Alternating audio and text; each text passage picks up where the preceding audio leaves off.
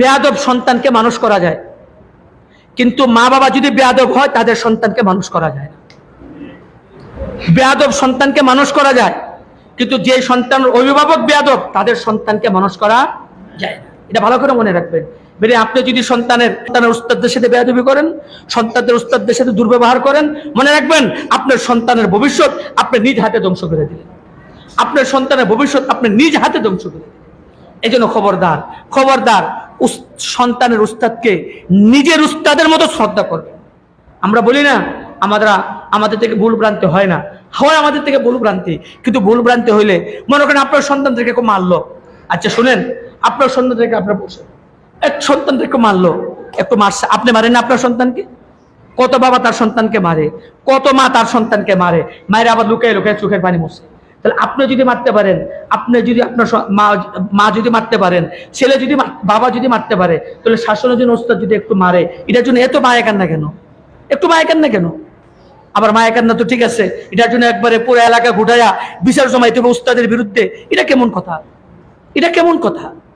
এই জন্য মনে রাখবেন, এ ধরনের সন্তানের, এই ধরনের মা বাবার সন্তান কখনো মানুষ হতে পারে না, কখনো মানুষ হতে পারে না। হ্যাঁ, যদি জিয়াজতি হয় আমাদের পক্ষ থেকে বলা আছে, মোতাবাম সাহেবকে জানাবেন। আমাকে একজনকে জানাইলে যথেষ্ট, সারা দুনিয়া জানার কোনো দরকার নেই।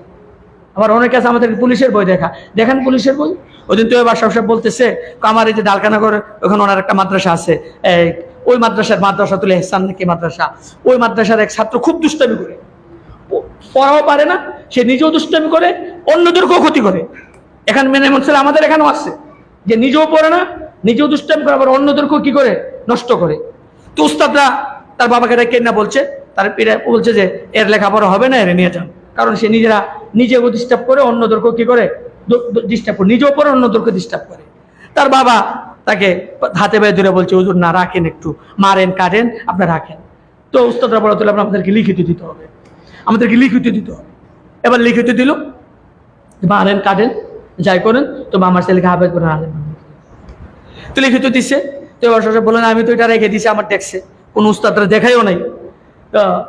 এই ছেলে তো তার অভ্যাসে দুষ্টামি করা, পড়া না পারা, আজকেও সে দুষ্টামি করছে, আর উস্তাদরা তাকে পিটাইছে। যখন পিটাইছে, এখন সে বাসাত গেছে কেনা খেতে, বাবা দিকটা এখন কালকে গই দিছি, মারতো কাটতো, আজকেই মারছে, কালকে তো কাটবো।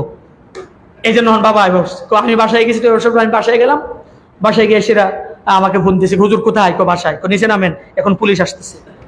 কি হয়েছে? পুলিশ আসতেছে। তুমি বলে, আমি বললাম যে এক কাজ করুন, তাদেরকে শান্ত করুন, আমার মাথা গরম আসতেছে।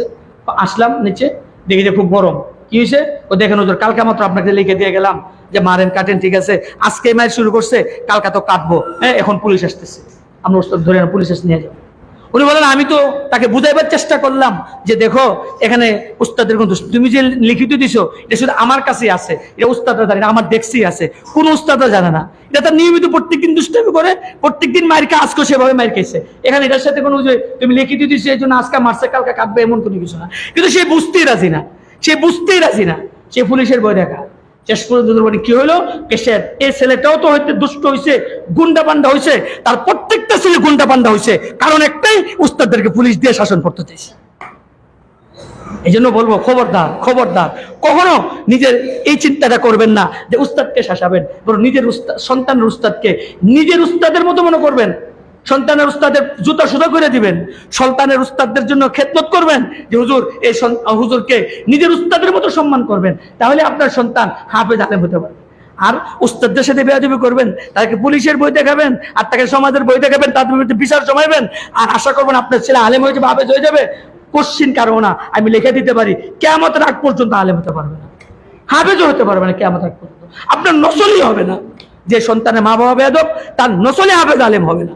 আর যেই মা বাবা বাদব, উস্তাদদেরকে শ্রদ্ধা করে, আলেমদেরকে শ্রদ্ধা করে, তার সন্তান আলেম না হলেও তার ভবিষ্যৎ প্রজন্মের ভিতরে আলেমের সিলসিলা জারি হবে, আদবের সিলসিলা জারি হবে। আর যদি মা বাবা যদি বেয়াদব হয়, উস্তাদরা এসে ধমকায়, ওই মা বাবার সন্তান জিন্দিগিতে আলেম হতে পারবে না। কি পরিমাণ কষ্ট করে উস্তাদরা, একটু চিন্তা করেন। আপনার বাড়িতে একটা দুইটা বাচ্চা থাকে, এটা দিয়ে আপনি পেরেশান হয়ে যান, আর এখানে 70-80 জন ছাত্র, সবগুলো ছোট ছোট ছোট বয়সের, একটাকে ঠিক করে এলে আরেকটা দিকটা চেওয়া শুরু করে দেয়। এই অবস্থা উস্তাদের মাথা কেন কেন করে অবস্থায় সারাদিন থাকতে থাকতে কখন একটু তাদের থেকে ব্যতিক্রম হয়ে যায়। আমাদের পক্ষ থেকে বলা আছে ছাত্রদেরকে শাসন করবা না, শাসন করতে অতিরঞ্জিত করবা না, পিটাইবা না, বলা আছে, মাদ্রাসার প্রতি কানুন আছে। কিন্তু কখনো কখনো দুর্ঘটনা ঘটে যায়।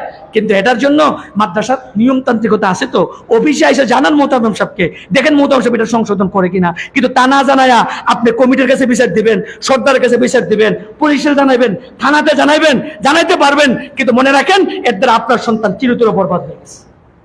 আল্লাহ আপনাদেরকে বুঝ দান করো, আপনাদেরকে সঠিকটা বুঝার তৌফিক দান করো। কথাগুলি মনের থেকে বলছি, কাউকে হেয় প্রতিপন্ন করা বা কাউকে কোনো আঘাত করার উদ্দেশ্যে বলি নাই। এ কথাগুলো বলছি মন থেকে, দিল থেকে, যে এত কষ্ট করি ছেলেদের জন্য, এত কষ্ট করি, তারপরে যদি ছেলেগুলো হাফেজ আলেম হইতে না পারে, শুধু মা বাবার বেয়াদবির কারণে কষ্ট হয়, এই জন্য বলবো আল্লাহর রাস্তায় মা বাবা বেয়াদব হয়েন না, তাহলে আপনার সন্তান আলেম হবে। আর মা বাবা যদি এরকম বেয়াদব হয়ে যান, মনে রাখেন আপনার সন্তানের ভবিষ্যৎ ধ্বংস। আল্লাহ আপনাদেরকে বুঝার তৌফিক দেখ, আমাকেও বুঝার তৌফিক দান করুন। আল্লাহ তাআলা আমাদের সবাইকে বুঝার তৌফিক দেখ।